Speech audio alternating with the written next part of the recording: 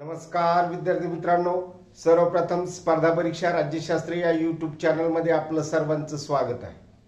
आज आपण मुलाखतीची तयारी या सदरा अंतर्गत समय सूचकता हा घटक किती महत्त्वाचा आहे, मुलाखतीमध्ये यशस्वी होण्यासाठी या घटकाचा किती वाटा आहे, त्याचबरोबर आपण मुलाखतीची तयारी करत असताना कोणत्या कोणत्या गोष्टीची काळजी घ्यायची आहे ही जी माहिती पाहत आहोत ती ही ट्युटोरियलच्या स्वरूपामध्ये त्याचाच जो उत्तरार्ध आहे तो आजच्या व्हिडिओमध्ये आपण घेणार आहोत। आपण पाहतो की या सर्व गोष्टी शिकण्यासाठी आपल्याला कुठे ना कुठे क्लास लावावा लागतो किंवा इतर ठिकाणी माहिती गोळा करावी लागते। ती माहिती सहज तुम्हाला उपलब्ध व्हावी आणि त्याच्या माध्यमातून तुम्हाला तुमचा अभ्यास करता यावा याबाबतची काळजी आपण स्पर्धा परीक्षा राज्यशास्त्र या यूट्यूब चॅनल अंतर्गत घेत असतो। त्यासाठी तुम्हाला या चॅनलवर कनेक्ट राहायचं आहे। सर्वप्रथम हे चॅनल सबस्क्राइब करून घ्यायचं आहे, आलेलं बेल आयकॉन प्रेस करायचं आहे। सर्व विद्यार्थी मित्रांना तुम्हाला हे व्हिडिओ शेअर करायचे आहेत आणि कमेंटच्या माध्यमातून तुमचं फीडबॅक नोंद करायचं आहे, जे की पुढील व्हिडिओसाठी अत्यंत महत्त्वाचा असा तो स्रोत ठरणार आहे, हे लक्षात असू द्या। विद्यार्थी मित्रांनो, आपण कुठल्याही स्पर्धा परीक्षेच्या माध्यमातून पुढे जात असताना किंवा स्पर्धा परीक्षेमध्ये यश मिळवण्यासाठी ज्या महत्त्वाच्या पदावर जाण्यासाठी मुलाखत द्यावी लागते, ती मुलाखत कशा स्वरूपाची असावी याबाबतची एक शास्त्रीय माहिती किंवा त्याबाबतचं स्पष्टीकरण आपण पूर्वीच्या व्हिडिओमध्ये काही घेतलेले आहे।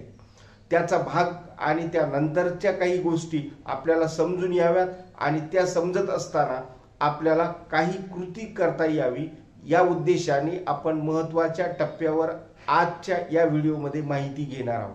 त्यामध्ये समय सूचकता हा एक घटक महत्त्वाचा आहे, कारण कुठल्याही गोष्टीमध्ये आपण जोपर्यंत आपल्या पद्धतीने चांगल्यात चांगला प्रयत्न करत नाही तोपर्यंत आपल्याला यश मिळत नाही। म्हणजेच आपले जे काही प्रयत्न आहेत ते 100% प्रयत्न करण्यासाठी काही गोष्टींची साथ सुद्धा आपल्याला असावी लागते। ती साथ जर असेल तर मग कुठल्याही मुलाखतीमध्ये फार अभ्यासाची जरीही गरज नसली तरीही आपला जो काही उपलब्ध अभ्यास आहे, आपलं जे काही वर्तन आहे, त्या वर्तनाच्या आधारे सुद्धा समोरच्या पॅनलवर आपल्याला सहज छाप टाकता येते आणि आपल्याला मुलाखतीमध्ये यशस्वी होता येतं, हे लक्षात असू द्या। म्हणजेच आपले जे काही स्रोत आहेत ते स्रोत आपल्याला कशा पद्धतीने उपलब्ध झालेले आहेत हे जरी सांगता आलं तरीही आपल्याला यश मिळवणं सहज सोपे होते। त्यासाठीच आपल्याला ही तयारी करणं अपेक्षित आहे। अलीकडच्या कालखंडामध्ये पर्सनॅलिटी डेव्हलपमेंटमध्ये जसं आपण पाहतो की प्रत्येक गोष्टीची काळजी घेणं आवश्यक असतं, त्याच पद्धतीनं मुलाखतीला जात असताना किंवा एखादं पद प्राप्ती करत असताना त्याबाबतची जी काही भूमिका आहे, त्याबाबतचा तुमचा जो काही रोल आहे तो तुम्हाला चांगल्या पद्धतीने माहीत आहे की नाही हे तपासलं जातं।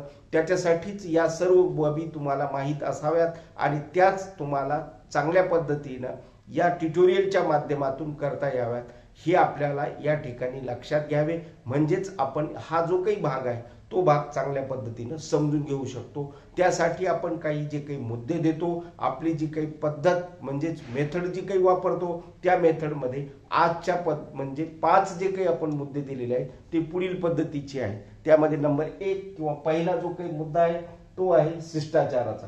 आपण असं पाहतो की कुठल्याही कामासाठी किंवा आपलं काम यशस्वी होण्यासाठी कुठेही जात असताना, कुठेही बोलत असताना, कोणाबरोबरही आपण कुठलेही वर्तन करत असताना काही शिष्टाचार पाळत असतो।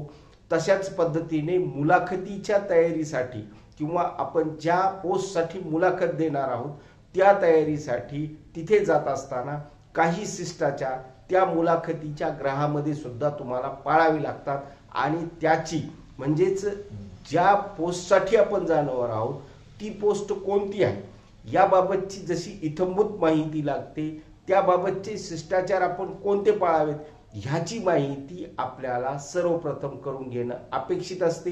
म्हणजेच आपण मुलाखतीची तयारी करत असताना पहिला जो काही मुद्दा आपण घेतो तो आहे तो शिष्टाचाराचा। दुसरा जो काही मुद्दा आहे तो आहे आपल्या नेटकेपणाचा। म्हणजेच आपल्या शिष्टाचाराबरोबरच आपला जो काही नेटकेपणा आहे, नेटकेपणा कशाला म्हणायचं आहे तर आपण कशा पद्धतीनं आपलं वर्तन आहे आणि आपण ठीकठाक पद्धतीनं कशा पद्धतीनं आपण प्रेझेंट होऊ शकतो हे जर आपण त्या ठिकाणी दाखवू शकलो, त्या पदासाठी कुठल्या गोष्टीची आवश्यकता आहे आणि ती तुमच्या नेटकेपणातून कशा पद्धतीनं दिसू शकते हे आपल्याला सर्वप्रथम स्वतःसाठी अंगीकार करणं आणि त्याचं प्रेझेंटेशन तुम्हाला करता आलं पाहिजे. म्हणजेच या दोनही गोष्टी एकानंतर एक चांगल्या पद्धतीनं आपल्याला माहीत घेणं किंवा त्याच्याबद्दलची तयारी करून घेणं लक्षात असणे अपेक्षित आहे.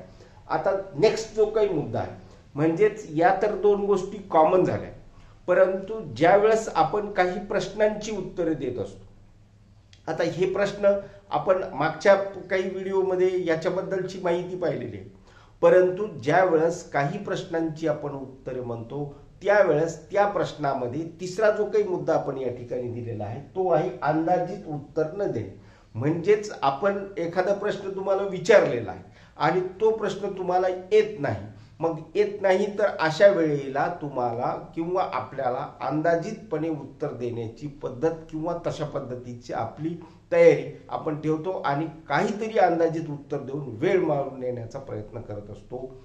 हे लक्षात घ्या, ज्या वेळेला मुलाखत गृहामध्ये तुमची मुलाखत घेतली जाते त्यावेळेला समोरचे जे काही पॅनल आहे त्या पॅनलला तुमच्या ज्ञानाची चाचणी घेणं अपेक्षित असतं किंवा ते घेत असतात. म्हणजेच तुम्ही कुठल्या वेळी कशा पद्धतीचं वर्तन करू शकतात किंवा सदरील पदासाठी तुमची भूमिका तुम्हाला माहीत आहे का हे तपासण्याचा प्रयत्न करत असतात. जर अशा वेळेला ही गोष्ट आपल्याला माहीतच नसेल तर मग अंदाजित ती गोष्ट सांगून आपण वेळ मारून न नेणे किंवा त्याबाबतचा आपला जो काही दृष्टिकोन आहे मग तो चौथ्या मुद्द्यामध्ये आपण कशा पद्धतीचा दिलेला आहे की चुकीची विधाने न करणे. म्हणजे एकदा आपण अंदाजित उत्तर देऊ लागलो हे जर समोरच्या पॅनलला माहीत जर झालं तर मग आपण चुकीची सुद्धा उत्तरे देऊ शकतो आणि ते लोक आपली चुकीची उत्तरे घेऊन आपल्या मुलाखतीचं बॅड इम्प्रेशन कशा पद्धतीने करू शकतात हे आपण या ठिकाणी लक्षात घ्यावं. त्याचबरोबर पाचवा जो काही मुद्दा आपण या ठिकाणी दिलेला आहे जो की समय सूचकता हा आहे. ही समय सूचकता आपल्या ठिकाणी असणे आणि आपण त्या समय सूचकतेने वागणे हे महत्वाचं आहे.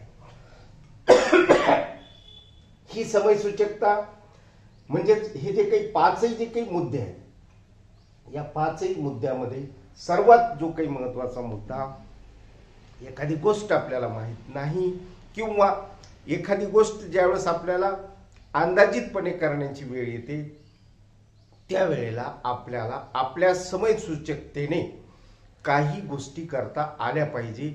मुलाखतीच्या तंत्रामध्ये मुलाखतीचं जे यश आहे हे मुलाखतीचं यश या सर्व गोष्टीवर अवलंबून असते आणि म्हणून आपण काय करायचं आहे, मुलाखतीच्या तयारीसाठी ज्या गोष्टी तयारी करायची, ज्या गोष्टीसाठी प्रिपरेशन करत आहोत किंवा आपल्याला करणं अपेक्षित आहे अशा वेळेला या तंत्रामध्ये स्वतःची एक जी काही पद्धत आहे समय सूचकतेची ती समय सूचकतेची पद्धत विकसित करणं अपेक्षित असते. म्हणजेच आपण आपल्या पुस्तकामध्ये सुद्धा मुलाखतीच्या तयारीसाठी ज्या गोष्टी आपण पूर्वी पुस्तकामध्ये दिलेल्या आहेत त्याच पद्धतीच्या या गोष्टीचा विचार आपण या सर्व व्हिडिओच्या माध्यमातून करत आहोत आणि म्हणून आपल्याला या दोन्ही पातळीवर या सर्व बाबी माहीत असणे, त्या पुढे नेता येणे, त्या माध्यमातून आपल्याला यश संपादन करता येणे हे जसं अभिप्रेत आहे त्यासाठीच आपण सदरील चॅनलचा उद्देश तुमच्या समोर ठेवलेला आहे. निश्चित तुम्हाला या सर्व गोष्टी माहीत होतील आणि या सर्व गोष्टींचा अंगीकार करून आपण एखाद्या मुलाखतीमध्ये यशस्वी कशा पद्धतीनं व्हावं याबाबतचं तंत्र तुम्हाला शिकता यावं या दृष्टीनेच आपण या सर्व गोष्टी या ठिकाणी दिलेल्या आहे. आजच्या या संपूर्ण भागामध्ये समय सूचकतेचं महत्त्व याबरोबरच याही गोष्टी महत्त्वाच्या आहेत अशा या 5 मुद्द्यांचा विचार केलेला आहे. येणाऱ्या काही व्हिडिओमध्ये याच पद्धतीची माहिती मुलाखतीची तयारी या सदरा अंतर्गत आपण देणार आहोत. त्यासाठीच या चॅनलवर तुम्हाला कनेक्ट राहणे, ते कनेक्ट राहत असतानाच तुम्हाला हे चॅनल सबस्क्राईब करून घेणे सुद्धा महत्त्वाचं आहे. आजच्या या व्हिडिओचा एवढा संदेश पुरे आहे. धन्यवाद.